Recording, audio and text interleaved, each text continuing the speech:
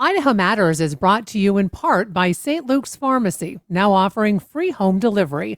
For daily medications or one time prescriptions, home delivery is easy to set up. It's convenient and safe.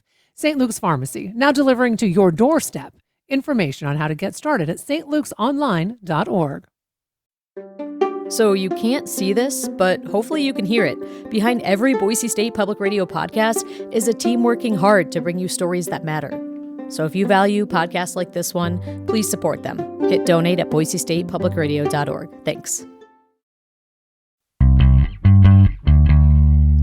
From the studios of Boise State Public Radio News, I'm Gemma Gaudette. This is Idaho Matters. Primary election day is tomorrow in Idaho, and if you haven't voted early, well, there are things you need to know about heading to the polls tomorrow. So joining us now to get us up to date is Idaho Secretary of State Phil McGrain. Phil, welcome back. Since you joined us just a couple days ago, we really appreciate you making time for us again. Thank you, Gemma. Any chance to promote voting, I'm always in for it. Okay, so early voting is closed. Absentee voting, if you got your absentee ballot, hopefully you got it in. So now the only way to actually get your vote in is to head to the polls tomorrow. So Phil, if someone wants to vote, walk us through how tomorrow will look. Yes, tomorrow is your chance to vote on Election Day. The polls are open from 8 a.m. to 8 p.m. And I encourage voters to visit voteidaho.gov. There they can look up their polling location. They can check that they're registered and make sure their registration is current. They can also view their personalized sample ballot and see what are the candidates and races that are going to be on their ballot. I always encourage voters, make a plan today so that you know how it's going to go tomorrow. Also, just some, professional tips. If you're worried about, you're going to be busy in the morning, you don't want to wait in the line, the lunch hour is a great time to vote. Always the busiest hour of voting is from 5 to 6 p.m. because everyone tries to vote right when they get off work. So if you just kind of make a plan, show up to your polls first thing in the morning or later in the day.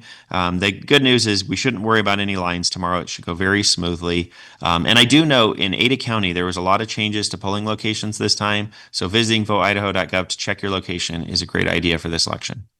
So we're unique in that we have same day registration on election day. Can you talk to us about that, Phil? Because that's not always the case in other states. So it can be confusing, especially maybe if you're a new voter or you've recently moved to Idaho. Yes, as one of the fastest growing states in the nation, we've got lots of new people coming here.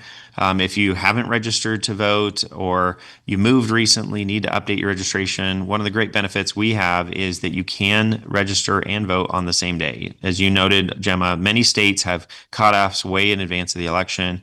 We're fortunate to have systems in place where we can verify voter information. The thing is, you need additional documentation. Every voter will be asked to show a photo ID when they go to the polls to vote. If you need to register, you can bring your Idaho driver's license, your military ID, passport, your other government issued ID, and a proof of residence. So a utility bill, your auto insurance, something that has your name and address on it, and you can register same day. If you have any questions about that process, voteidaho.gov, we have it all outlined, what documents you need and how to do it. But the great thing is, you're not going to be turned away. We want as many Idahoans to be able to vote tomorrow as possible. So it's just a great opportunity to get in and have a voice.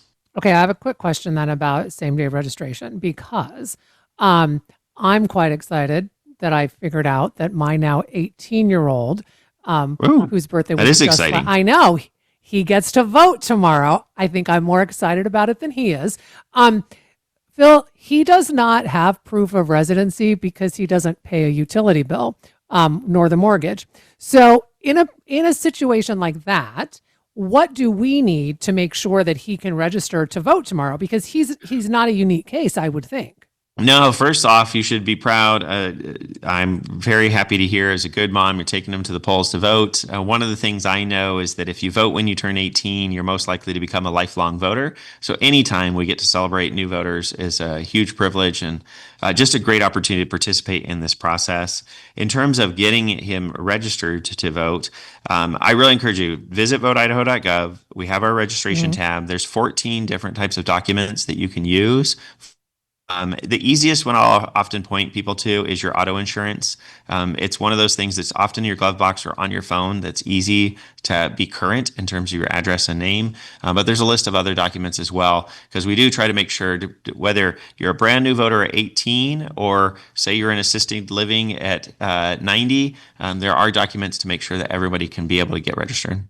Okay, so and I will take a look at that, but I'm just thinking of all, parents out there who want to get their kids, registered to vote, and all of a sudden when you hear of like proof of residency, you start thinking, well, they don't pay a bill. So Well, just go to probably the the website easiest for though. your son, and probably most of your listeners, is their driver's license. The driver's license, in addition to being the photo identification, can also be proof of residence. Oh, okay, easy enough. All right. Yep. Can we talk for a minute about absentee voting as well? I know it's closed for tomorrow's primary. Um, but let's say you're going to need to absentee vote in the general election in November. I'm going to use my son again Sure. as an example. He's going to head off to college. He's going out of state in the fall.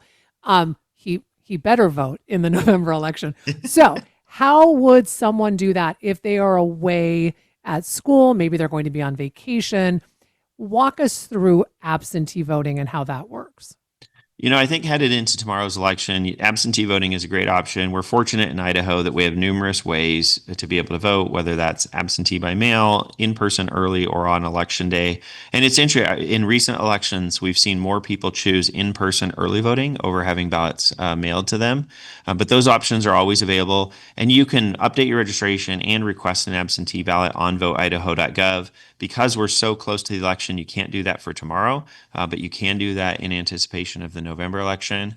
I'll also note for any of your listeners, as we head into tomorrow's election, one of the things with absentee voting is just the security steps that we have in place. The county clerks Mhm. verify every single voter who votes an absentee ballot. They even check the signature on the absentee ballot against the voter's driver's license or registration card. And so the county clerks right now are actually busy processing all of the absentees for this election. And those will be some of the first results we see on election day, because none of the ballots are even opened to be counted until the polls open tomorrow on election day. So let's talk a little bit more about that, because over the last few years, there has been a lot of talk about the lack of security around elections. I mean, there is a belief among some folks that elections have been stolen, they've been rigged. What do you want Idahoans to know about the security of our elections here in Idaho? One of the great things, we've done such a good job. I'm very proud of Idaho's election system and just the confidence that Idahoans have. And I'm happy to announce we just learned this week that the U.S. Election Assistance Commission, it's the body that oversees elections federally. We got what's called a Cleary Award, a clearinghouse award for our 12 principles. So it's voting should be easy, voting should be secure, and voting should be accurate. And it highlights all the steps that we take to do things like verify signatures on absentees. Every voter will vote on a paper ballot, and that paper record is what we go to for any recounts. Our office will be conducting post-election audits right after this election, where we actually send teams of auditors to hand count the votes to compare what the clerks reported. So we have a lot of safety measures and checks to both ensure the security of our elections, but also, just like we were talking about same-day registration, finding ways to make it easy. Things like online registration and others are just important tools to both security and access don't have to be in competition. And as a state, we've done a really good job making sure all forms of voting are available, but also Idahoans can have confidence when they stick their ballot in the ballot box that they know their vote will count. It'll count the same as everyone else, and no one who shouldn't be voting is interfering with our elections. What about voter fraud, Phil? Because we hear a lot about that as well. And I know you've dove into this in the past. Do we see much of that in Idaho, if at all? I loved the question because you hear either there's rampant voter fraud or there's no voter fraud. Neither of those narratives are true. It does exist, and we have the tools in place to stop and to catch things and to pursue them. I think Ada County here locally in particular is very good about being diligent about pursuing the cases. I'm trying to remember off the top of my head, but I want to say we've had probably about 18 cases in this last year. It's typically, for example, like a felon who has voted when they weren't legally entitled to. So they're not dramatic cases. It's not conspiracies. It's just one-off incidents, but we are easily able to catch those things with the tools that we have and to go after them. And we have a great partnership with the local sheriff's offices, the local county prosecutors in pursuing those cases. But voters should rest assured it isn't rampant. Out of the 18 or so cases that we've had out of the over a million registered voters shows just how rare it actually is. So, the other thing I'd like to talk about is the fact that Idaho has joined a list of states that the Trump administration is suing. And this is over the refusal to give the federal government access to the state's full voter rolls. And just for so our listeners understand, I think it's been about a year or so that the Justice Department was demanding that I think it's something like 48 states as well as DC that they give over their election records and their data, which included like unredacted voter registration lists and ballot lists from previous elections. Can you walk us through why the state is being sued? Yeah, it's an active litigation that we're involved in right now, and I will note it's the Department of Justice that's pursuing it, their Civil Rights Division. Mhm. I have a pretty good working relationship with the Trump administration when it comes to elections from the White House perspective, but DOJ has been very aggressive in pursuing getting unredacted lists of voter rolls. Their original request came last August.